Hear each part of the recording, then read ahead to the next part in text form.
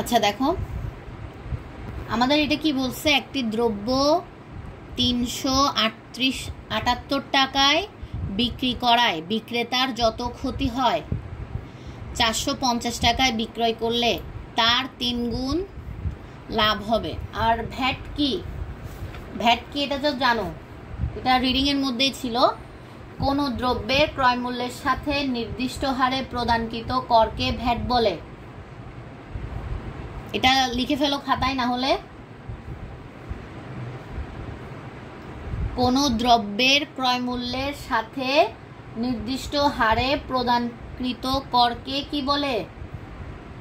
VAT. আচ্ছা, এটা না হলে আমি গ্রুপে দিয়ে দেব। হ্যাঁ, ভ্যাট কাকে বলে?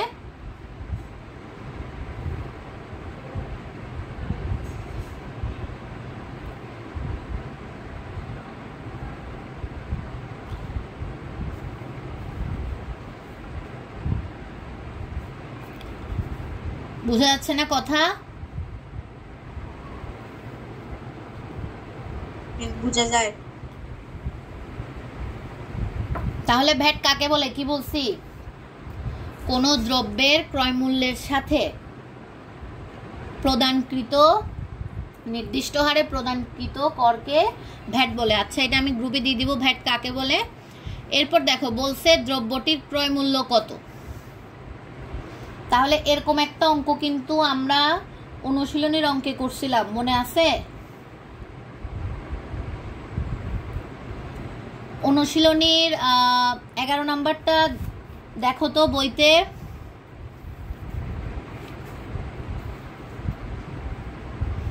অনুশীলনীর 11 নাম্বারটা দেখো।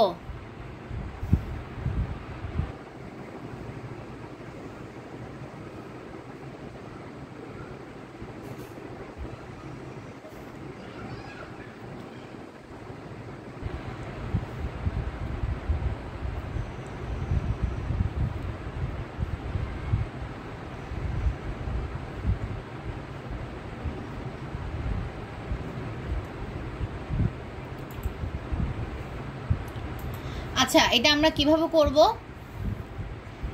একটি দ্রব্য এত টাকায় বিক্রয় করলে যত ক্ষতি হয়, তাহলে এরপরে 450 টাকায় বিক্রি করলে তার 3 গুণ কি হবে? লাভ হবে বলছে। এখন আমরা কি ক্ষতির পরিমাণ জানি? জানি না। সেজন্য আমাদেরকে ধরে নিতে হবে কি 400 টাকায়, সরি 400 টাকা না, 378 টাকায় বিক্রি করলে আমাদের ক্ষতি কত হয়। ধরি 378 টাকায় বিক্রি করলে ক্ষতি হয় ক টাকা।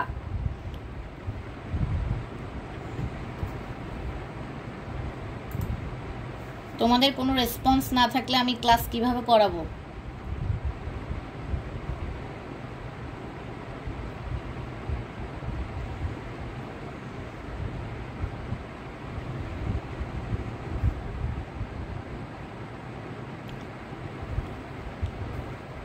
সরি মিস, আর হবে না।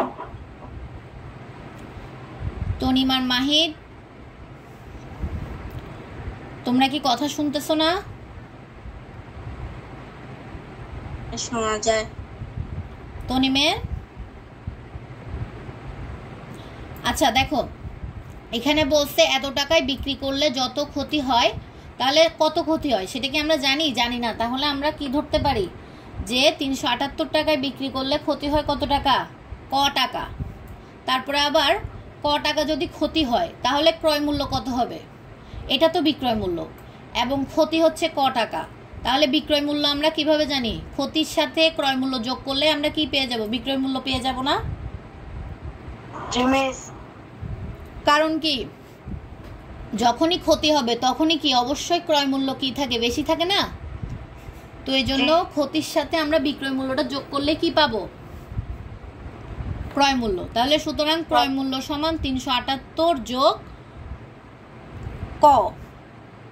এরপরেরটাতে কি বলছে দেখো, 450 টাকায় বিক্রি করলে তার 3 গুণ লাভ হবে। তাহলে 3 গুণ মানে কি? 3 ক না? তাহলে কি লাভ মানে কি? লাভ মানে হচ্ছে বিক্রয় মূল্য বেশি হবে। তাহলে সেক্ষেত্রে ক্রয় মূল্য কত হবে?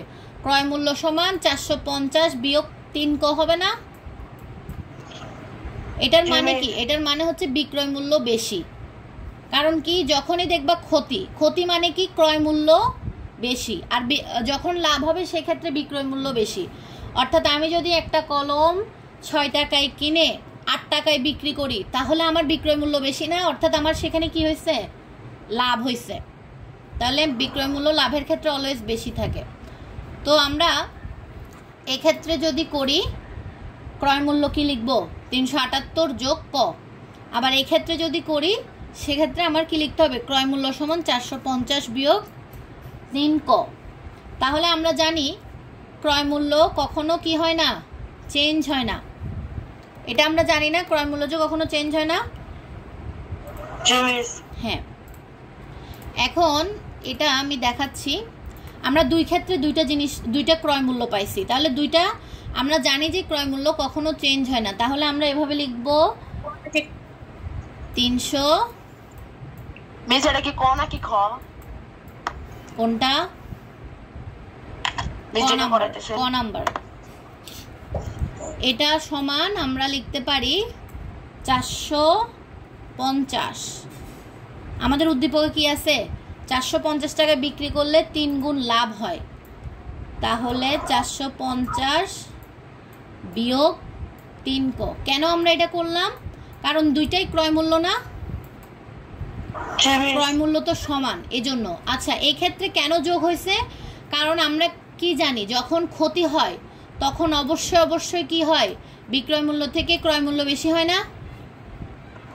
তো এই জন্য আমরা বিক্রয় মূল্যের সাথে ক্ষতির পরিমাণটা যোগ করে দিছি। আবার যখন লাভ হয় তখন কি ক্রয় মূল্য কম হয়, এজন্য বিক্রয় মূল্য থেকে লাভটা বিয়োগ করে দিছি। তাহলে আমরা ক্রয় মূল্য পাবো। এখন দেখো, আমরা 3 কটাকে ডান পাশে নিয়ে আসবো, বাম পাশে নিয়ে আসবো। তাহলে কি হয়ে যাবে? 3 ক যোগ ক, এরকম হবে না? তারপরে আবার 378কে সমান চিহ্নের এপাশে নিয়ে যাব। কি হবে? 450 বিয়োগ 378 কত হবে? 4 ক। যোগ করলে 4 ক হয়ে যাবে। তারপরে এদিকে কি হবে? 450 থেকে 378 বিয়োগ দিলে কত হয়? মিস বুঝতাছি না। তুমি প্রথম থেকে ছিল না? না মিস। 72 ভাগ 4 18। তাহলে 4টা এই পাশে চলে গেলে ভাগ হয়ে যাবে।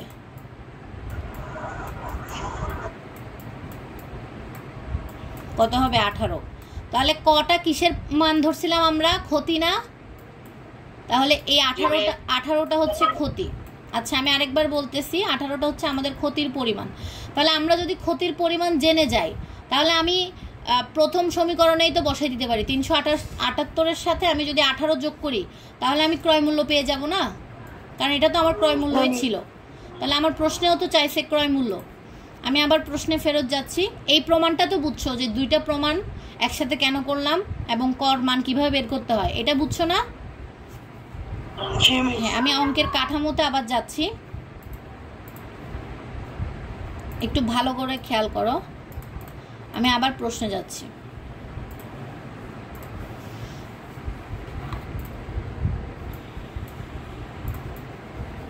দেখো, প্রশ্ন দেখা যাচ্ছে? প্রশ্ন দেখতেছো? দেখো, প্রশ্নে বলছে, তনিম ভালো করে খেয়াল করো, একটি দ্রব্য 378 টাকায় বিক্রি করায় যত টাকা ক্ষতি হয়, যত টাকা মানে কি, ধরো আমি ধরে নিছি কত টাকা? ক টাকা। হ্যাঁ, ক্ষতি হয় 450 টাকায় বিক্রি করলে তার 3 গুণ লাভ হয়। কার 3 গুণ? ওই যত ক্ষতি হয়েছিল তার 3 গুণ, মানে কি 3 ক লাভ হয়। এখন বুঝছো কেন আমি ক এবং 3 ক ধরছি? এখন দেখো, আমি কেন ক্রয় মূল্য বের করলাম এখান থেকে।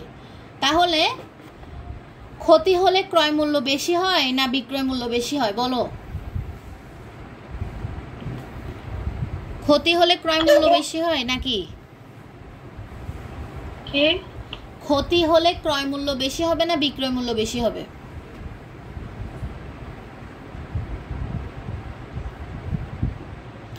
আচ্ছা, ক্ষতির সূত্রটা বলো তো। ক্ষতি সমান কি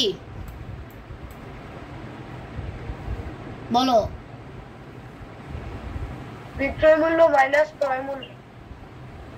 ক্ষতি সমান বিক্রয় মূল্য মাইনাস ক্রয় মূল্য। ক্রয় মূল্য মাইনাস বিক্রয় মূল্য। হ্যাঁ, তাহলে আমি যদি ক্রয় মূল্য মাইনাস বিক্রয় মূল্য, তাহলে আমি যদি ক্রয় মূল্য বের করতে চাই তাহলে বিক্রয় মূল্যকে ক্ষতির সাথে আমার যোগ করতে হবে না? এই জন্য আমি 378-এর সাথে ক যুক্ত করছি, বুঝছো কেন করছি এখন? আবার এই ক্ষেত্রে কি লাভের সূত্র কি? লাভের সূত্র হচ্ছে বিক্রয় মূল্য বিয়োগ ক্রয় মূল্য। তাহলে আমি যদি এখান থেকে ক্রয় মূল্য বের করতে চাই তাহলে ক্রয় মূল্যকে এপাশে নিয়ে আসবো, লাভকে এপাশে নিয়ে যাবো। অর্থাৎ কি বিক্রয় মূল্য থেকে আমি লাভ বিয়োগ করলেই কি পাবো? ক্রয় মূল্য পাবো। এই জন্য 450 থেকে 3 ক বিয়োগ দিছি। এখন দুই ক্ষেত্রে আমি কি বের করছি? ক্রয় মূল্য বের করছি না, এই ক্ষেত্রে এবং এই ক্ষেত্রে। এই জন্য আমি দুইটাকে সমান করছি। আমি আবার ওইটাতে যাচ্ছি।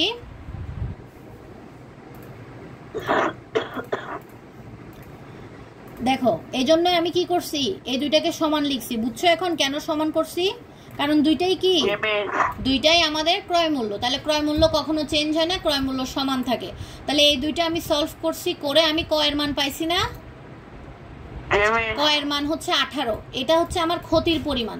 তাহলে আমি ক্ষতির পরিমাণও জেনে গেছি। তাহলে ক্ষতির পরিমাণ যে কোনো একটাতে আমি বসাই দিলে আমি কি পেয়ে যাব? ক্রয় মূল্য পেয়ে যাব না? তাহলে 378-এর সাথে 18 যুক্ত করে দেখো কত হয়।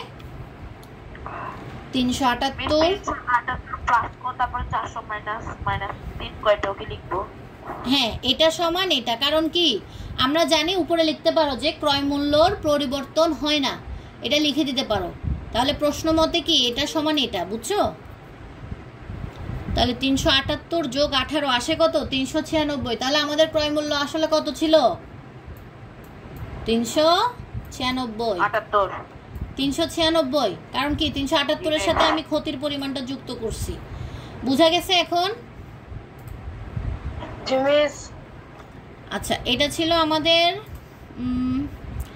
খ নাম্বার।